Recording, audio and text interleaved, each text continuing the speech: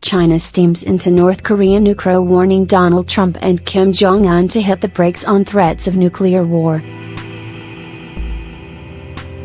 China has called on the US and North Korea to hit the brakes and work towards a peaceful resolution to their tense nuclear standoff.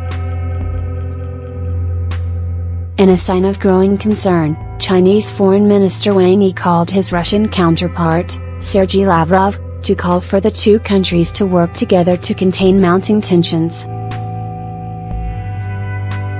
He said the two countries must ensure no one sparks an incident on their doorstep, according to a statement posted on the Chinese Foreign Ministry's website.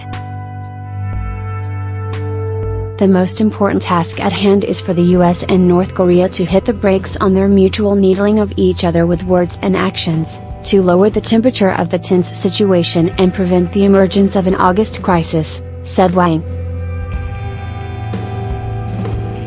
The ministry quoted Lavrov as saying tensions could rise again with the US and South Korea set to launch large-scale military exercises on August 21. A resolution of the North Korean nuclear issue by military force is completely unacceptable, and the peninsula's nuclear issue must be peacefully resolved by political and diplomatic methods, said Lavrov. China is North Korea's main economic partner and political backer, although relations between Beijing and Pyongyang have deteriorated amid the North's continuing defiance of China's calls for restraint. On Wednesday, the chairman of the U.S. Joint Chiefs of Staff, Marine Corps General Joseph Dunford, continued a visit to China following talks the day before with his Chinese counterpart that touched on North Korea.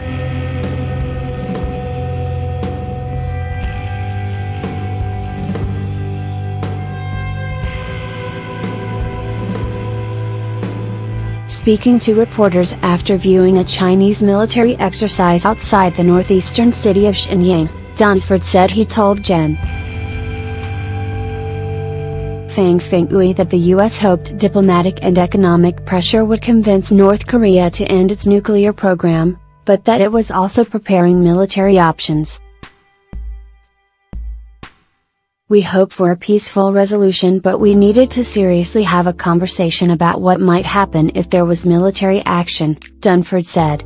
Dunford earlier visited South Korea and stops next in Japan.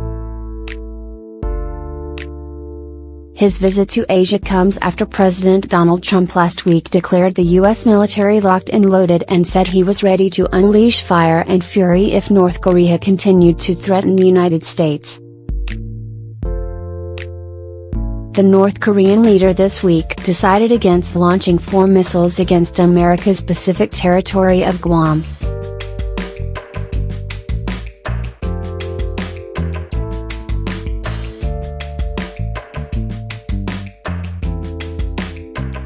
Kim's latest outing was a typical propaganda-laden show of strength from the nuke-wielding strongman dictator.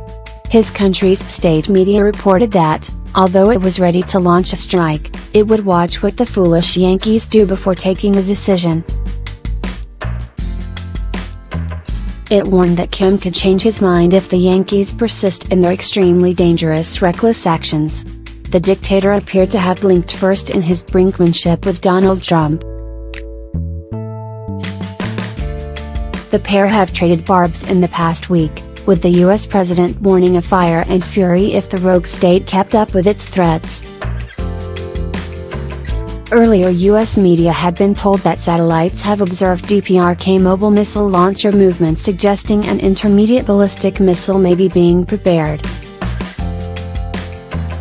And chillingly, a satellite image in the background of one of the pictures shows America's Andersen Air Force Base in Guam, where 6,000 U.S. troops are based.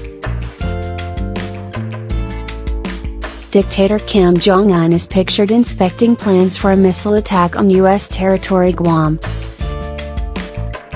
North Korea carefully examining plan to strike U.S. territory of Guam with missiles.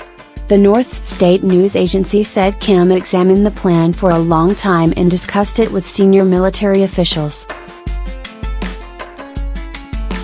Kim said the Hermit Kingdom will attack the U.S. territory if the Yankees persist in their extremely dangerous, reckless actions on the Korean peninsula and its vicinity. He added that the United States should think reasonably and judge properly to avoid shame, the propagandist pouting news agency said. The country is now awaiting Kim's approval before pressing the button. North Korea has previously threatened to fire 4 Hwasong-12 rockets to land in the sea 17 miles from Guam by mid-August. President Trump says North Korea will be met with fire and fury if it threatens the U.S. Secretary of Defense James Mattis yesterday warned it could escalate into war very quickly if the secret state fires at the U.S. The Pentagon chief added, "If they shoot at the United States, I'm assuming they've hit the United States. If they do that, then it's game on," CNN reported. "You don't shoot at people in this world unless you want to bear the consequences." U.S. President Donald Trump has warned North Korea it is locked and loaded and to expect fire and fury if the threats are carried out. The UN has already passed sanctions as North Korea continues to develop its weapons program and carry out test launches. In a statement released last week by the North Korea's KCNA media channel, the dictatorship vowed to mercilessly wipe out the provocateurs making desperate efforts to stifle their leader. Meanwhile, doctors claim that Kim might have become irritable, irrational and aggressive because he was taking steroids to treat gout, brought on by his love of Emmental cheese and French red wine. New York expert Dr. Rock Posdano said, "This fellow could be manifesting roid rage." Guam is situated around 1,500 miles to the west of the Philippines and just over 2,000 miles from North Korea. Crucially, the island is also a strategic U.S. military outpost and is home to more than 6,000 U.S. service personnel. American military bases occupy nearly 30% of Guam's land, including the Andersen Air Force Base and the Naval Base Guam.